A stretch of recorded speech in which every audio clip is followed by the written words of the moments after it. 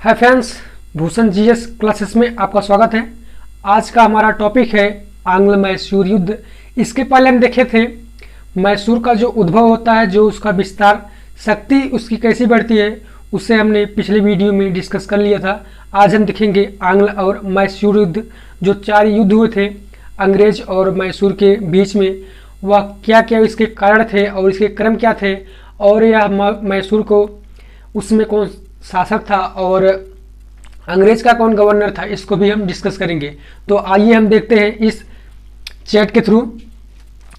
ये जो युद्ध होता है, ये 4 युद्ध होता है, आंग्ल और मैसूर युद्ध। जो पहला युद्ध होता है वह 1767 से 1769 तक, और जो दूसरा युद्ध होता है वह 1780 से 1784 तक। तृतीय युद्ध होता है 1790 से 92 तक, और जो चौथा होता है यह 1799 में, जब टीपू सुल्तान की मृत्यु हो जाती है युद्ध के समय, वहीं से मैसूर का पतन हो जाता है और मैसूर का अंत हो जाता है। और इसमें देखते हैं हम मैसूर का जो उसमें शासक रहा था जो पहले युद्ध में, वह हैदर अली था। उसके बाद जब द्वितीय युद्ध होता है, इस युद्ध में हैदर अली और टीपू सुल्तान, हैदर अली की मृत्यु हो जाती है द्वितीय युद्ध में, और इसका पुत्र आता है टीपू सुल्तान, जो नेतृत्व करता है इस युद्ध का। उसके बाद तृतीय युद्ध भी लड़ता है टीपू सुल्तान, और चौथे युद्ध में वो भी मर जाता है। उसके बाद इसके विशेष क्या थे, इसको देखते हैं हम। आगे देखते हैं हम कि अंग्रेज का जो गवर्नर हुए थे, जो आकर के भारत में इस युद्ध का नेतृत्व कर रहे थे, वो कौन कौन थे। जब प्रथम युद्ध हुआ था उस समय भारत का जो गवर्नर था वह कोई नहीं था अंग्रेज के समय में। और बाद में आते हैं वारन हेस्टिंग जब आते हैं, या दूसरे युद्ध में आते हैं, और तृतीय युद्ध में जो आते हैं वह कर्नवालिस थे, और जो चौथा युद्ध होता है, चौथे युद्ध में थे वेलेस्ली। तो इसको हम क्रम से देखते हैं। जब मैसूर का फैलाव काफ़ी बढ़ रहा था, उसका जो शक्ति काफ़ी बढ़ रही थी, हैदर अली उसमें थे जो काफ़ी प्रचलित में आ चुके थे, और उसके बगल जो थे मैसूर, और मैसूर का जो शक्ति बढ़ रहा था उसमें मराठा जो थे और निजाम जो थे, अंग्रेज जो थे, उनके पड़ोसी क्षेत्र में वह इनकी शक्ति देखते हैं और इनकी शक्ति को दबाने का वह काफ़ी प्रयास भी करते हैं कि जो मैसूर है वह काफ़ी फैलाव में आ रहा है, आगे चलकर यह हमें ही नुकसान पहुंचाएगा। इसलिए ये तीनों लोग संधि करते हैं, आपस में मिलते हैं कि हम जो हैं मैसूर से, हैदर अली से युद्ध करते हैं और मैसूर का पतन कर देते हैं। और मिलते हैं जो प्रथम युद्ध में 1767 में, वो मराठा और निजाम और अंग्रेज। निजाम के जो शासक थे वो थे निजाम अली, जो अंग्रेज मिलता है इनसे, निजाम से और मराठा से, कि जो आप देख रहे हैं कि मैसूर किस तरह से फैल रहा है, इससे हम आक्रमण करेंगे और मैसूर का पतन कर देंगे।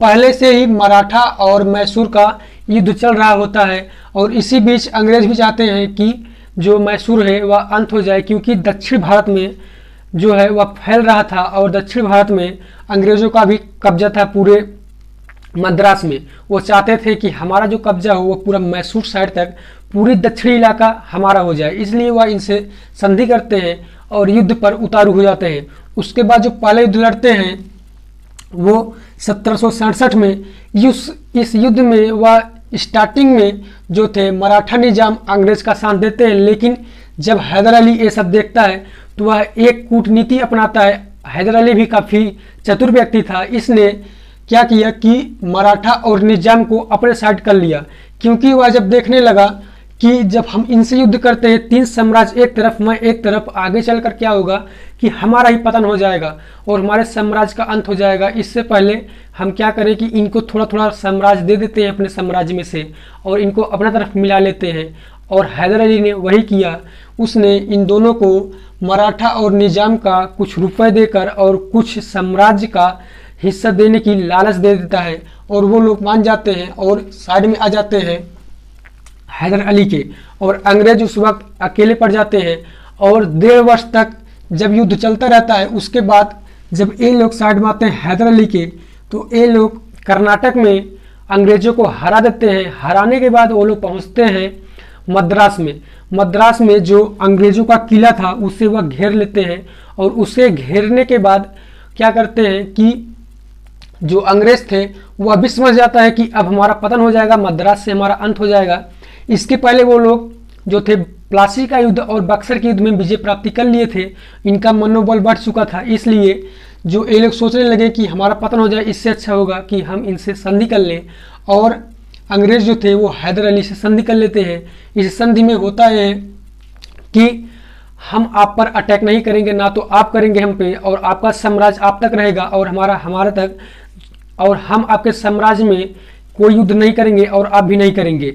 और अगर कोई अन्य प्रांत हमसे युद्ध करता है तो आप हमारा सहयोग करेंगे, हैदर अली कहते हैं। और अंग्रेज भी, और दोनों के बीच में सहमति हो जाती है और उस संधि को मान लिया जाता है और इस युद्ध में हैदर अली की जीत हो जाती है।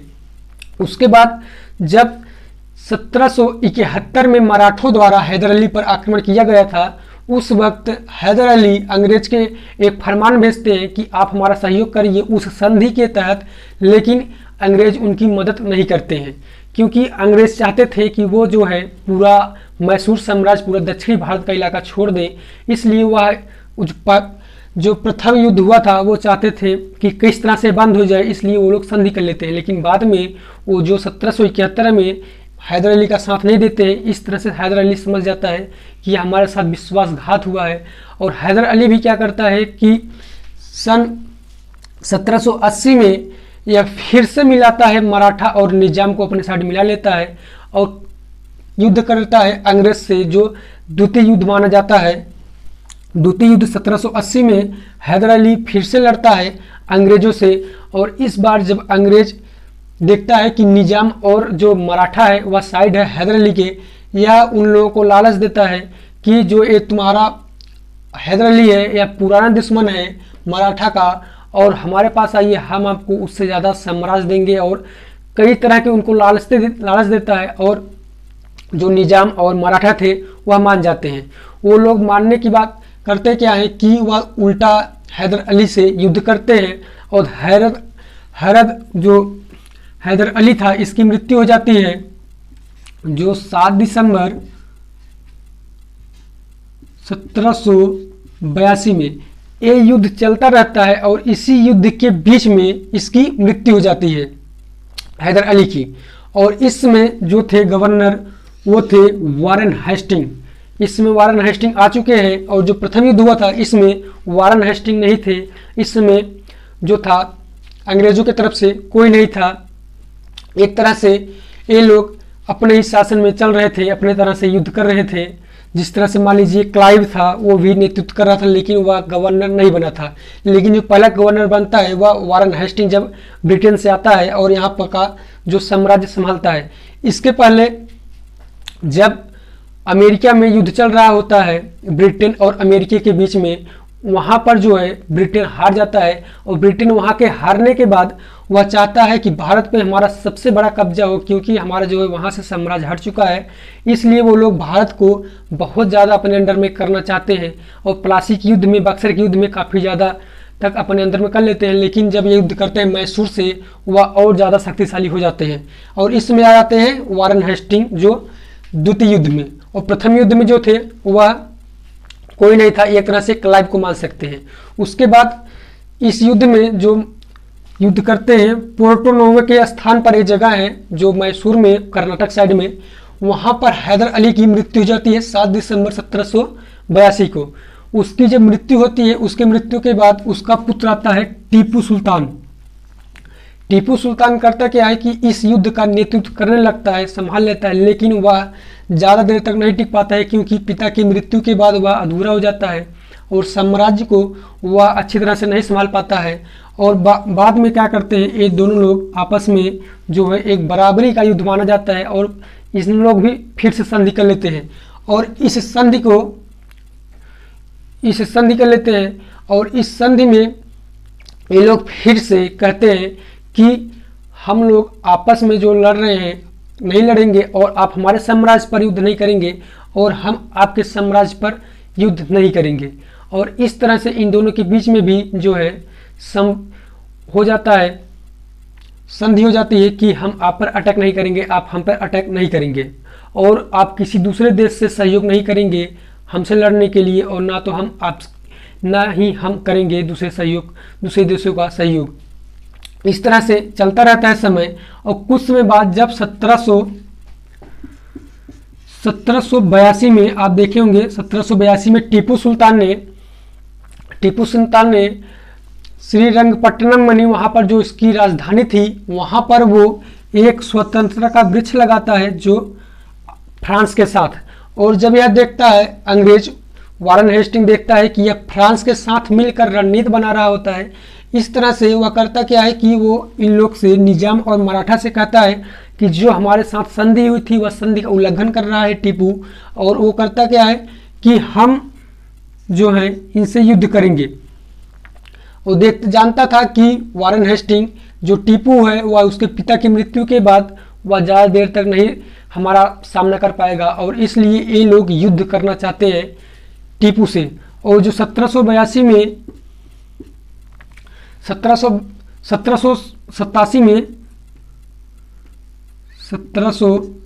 में जब वह अपने आप को बादशाह घोषित करता है, टीपू सुल्तान अपने आप को वह बादशाह घोषित करता है मछलीपट्टनम में, उसके बाद जब देखते हैं कि यह फ्रांस के मदद से जो है काफ़ी विकसित हो रहा है, और वो रणनीति बनाते हैं निजाम और मराठा और अंग्रेज की अब टीपू को हटाने का समय आ गया है।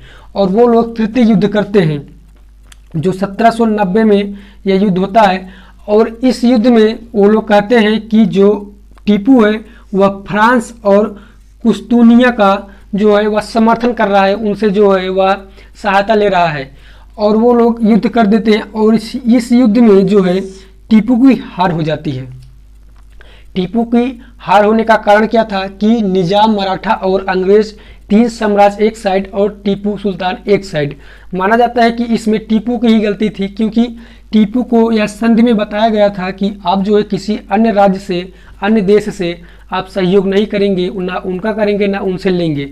और इस तरह से यह जब देखते हैं ये लोग एक रणनीति बना लेते हैं। उसमें कर्नवालिस आ चुके थे, जो तृतीय युद्ध होता है उस वक्त कर्नवालिस मौजूद हो चुके हैं भारत में, और वह एक षड्यंत्र बनाते हैं और इस षड्यंत्र में टीपू को फंसा देते हैं। और जब टीपू की हार होती है या अपमानजनक संधि के नाम से, यानी कि वह जो हारता है, तो इसके बीच में भी एक संधि होती है और इस संधि को अपमानजनक संधि के नाम से जानते हैं, क्योंकि जब टीपू हारता है तो वह जो संधि करता है उससे बहुत वह लज्जित हो जाता है। और इस संधि में होता क्या है कि उसे अपने साम्राज्य का, मैसूर का साम्राज्य का कम से कम 50% आधा जो है वह देना होता है, किसको, निजाम, मराठा और अंग्रेज को। और 3 करोड़ रुपए वह दिया था अंग्रेज को इस संधि में, और इस संधि को लेकर वह काफ़ी चिंतित हो जाता है। और इस संधि को जानते हैं हम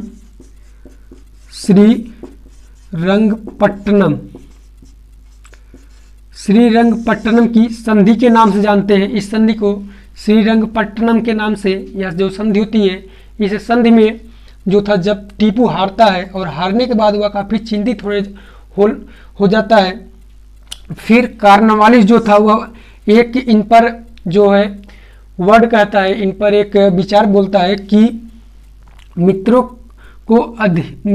को अधिक मजबूत जो है, मित्रों को अधिक मजबूत नहीं बना सका, लेकिन क्या है कि जो अपना शत्रु है उसको वो बुरी तरह से हरा देता है।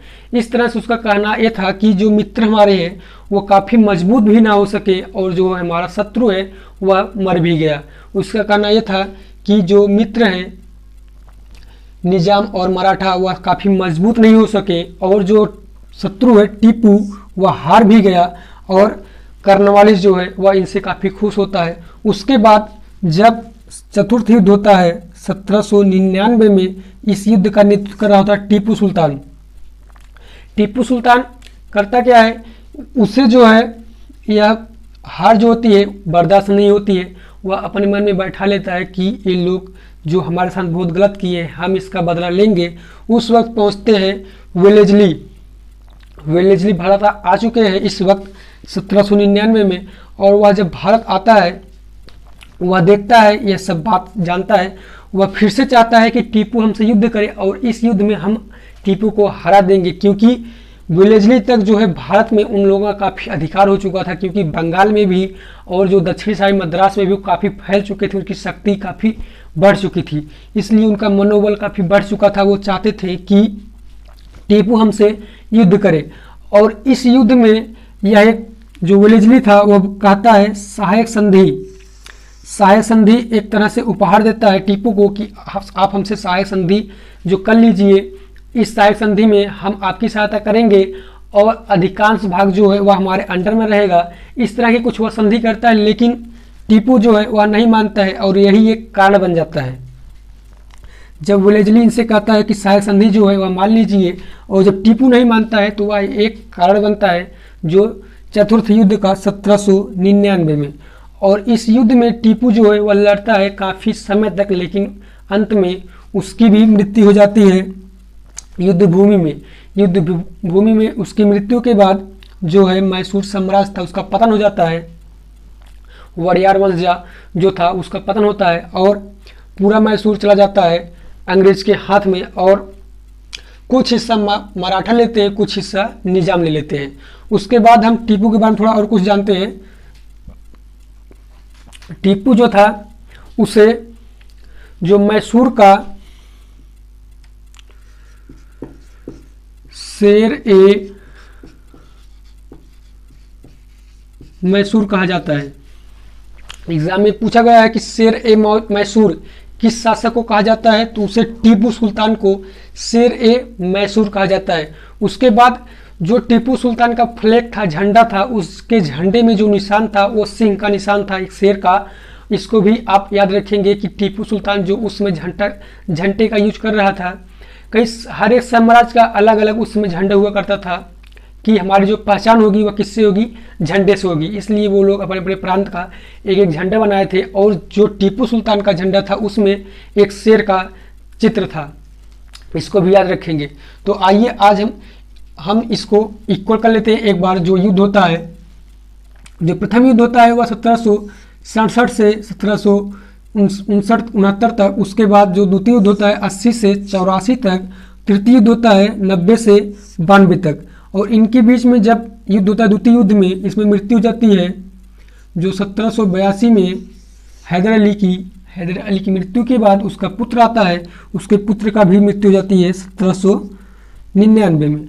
इसको याद रखेंगे कि 82 में युद्ध हुआ हैदर अली का और 99 में टीपू सुल्तान का। जो युद्ध चलता है, एक युद्ध के एक क्रम में अगर देखेंगे हम तो युद्ध चलता है 1767 से लेकर 1799 तक। जो है इसी बीच जो है चारों युद्ध हुए थे, जो आंग्ल और मैसूर युद्ध। उसके बाद देखते हैं जब उसमें कौन कौन था। इसका गवर्नर था जो अंग्रेज का, उसमें देख रहे थे। पहले तो यहाँ पर क्लाइव को मान लेते हैं, क्योंकि क्लाइव जो था वह गवर्नर नहीं था भारत का। भारत का जो प्रथम गवर्नर बन के आते हैं वो वारन हेस्टिंग आते हैं। उसके बाद कार्नवालिस जो इनका तृतीय युद्ध का नेतृत्व करता है, जो चतुर्थ युद्ध का नेतृत्व करते हैं, वो वेलेस्ली करते हैं।